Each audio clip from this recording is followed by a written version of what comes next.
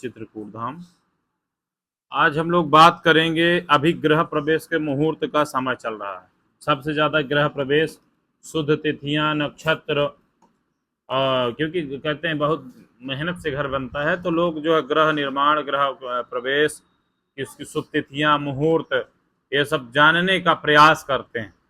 और नक्षत्र, मुहूर्त, गृह प्रवेश और शुभ तिथियां और शुभ घड़ियां, और उसमें क्या क्या चीज़ें जरूरी हैं और कौन कौन से माह, नक्षत्र, दिन, इन सब चीज़ों के विषय में आज विस्तार से हम जानेंगे। यानी कि गृहारंभे नक्षत्र दिनादि शुद्धि, गृह के आरंभ, गृह प्रवेश और इन सब का श्लोक और अर्थ दोनों समझेंगे। क्योंकि कहीं अच्छा, इस चीज में सबसे बड़ी यदि कुछ समस्या आती है तो अन्यत्र अन्यत्र स्थानों में थोड़ा भिन्नता पाई जाती है। जैसे प्रदेशों में, अन्य प्रदेशों में जैसे जाएंगे तो इसका सूर्य का अक्षांश, नक्षत्र बदलता है। कहीं कहीं का थोड़ा दिनमान और नक्षत्र की तिथियां, लग्न का अंतर भी कहीं कहीं देखने को मिलता है। लेकिन ये हमेशा याद रखना है कि हमेशा स्थिर लग्न में ही गृह प्रवेश कराना। मकर और वृश्चिक और कुंभ लग्न में, केवल वृश्चिक और कुंभ लग्न में, मैं बता देना चाहूं पुनः, जो है इन मतलब लग्नों में विशेष रूप से किया गया। खैर मैं अब विस्तार से चर्चा करूंगा। हस्तादित्या सांक पुष्य वन प्रायेज्यमित्योत्तरा, अर्थात हस्त, पुनर्वसु, मृगशिरा, पुष्य, स्वाति, ज्येष्ठा, अनुराधा, तीनों उत्तरा, चित्रा, अश्विनी और श्रवण, इन नक्षत्रों में वृश्चिक, कुंभ लग्न को छोड़कर, दो लग्नें छोड़ देनी है। कौन कौन सी? वृश्चिक और कुंभ लग्न को छोड़ करके 12 राशियां होती, लग्न को जो राशियां हैं उन्हीं को लग्न भी कहते हैं। तो वृश्चिक राशि और कुंभ राशि को छोड़ करके सभी राशियों में गृह प्रवेश करना अनुकूल है। ठीक है। और रिक्ता तिथि वर्जित मानी जाती है। रिक्ता तिथि शुक्र, शनि, बुध और सोम दिन में अनुकूल चंद्रमा रहने से, अर्थात चंद्रमा सम्मुख दक्षिण हो तो सूतिका आदि के लिए गृह बनवाना पंडितों ने शुभ कहा है। अथ गृह प्रवेशे मासाः, उसके बाद है गृह प्रवेश में कौन कौन से मास में गृह प्रवेश कराया जाता।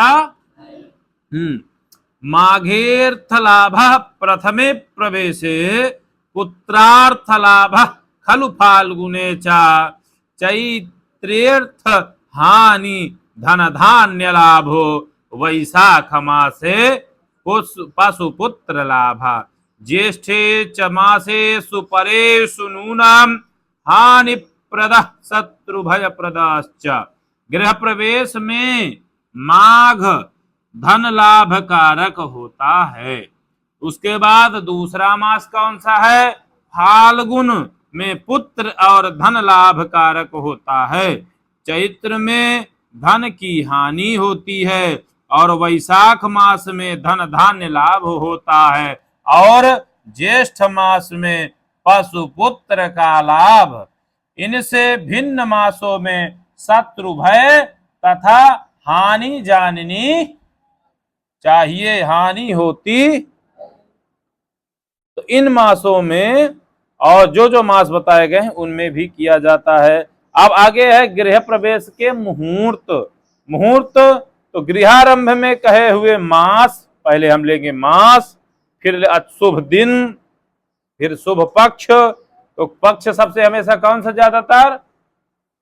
शुक्ल पक्ष। तिथि, शुभ तिथियां शुभ नक्षत्रों में। और सौम्यायन, सौम्यायन अर्थात सौम्यायन बोलते हैं उत्तरायण को। किसको बोलते हैं? उत्तरायण को। गृह प्रवेश शुभ है और तृण के घर में यह विचार नहीं किया जाता है। तृण का यानी कि घास फूस के मकान जो बनाते हैं लोग, उन सब के लिए इसमें कोई बहुत विचार नहीं किया जाता है। सदैव प्रवेश करना चाहिए। कभी भी कर सकते हैं, बना करके रह सकते हैं, लेकिन जब हम अन्य चीजों से बनाएंगे तो आज के समय में जैसे ईंट पत्थर मिट्टी का भी लोग घर अच्छा जब बनवाते हैं तरीके से, तो उसका भी इस प्रकार से मुहूर्त का नियम है। तो समझ में आ गया कि नहीं आ गया?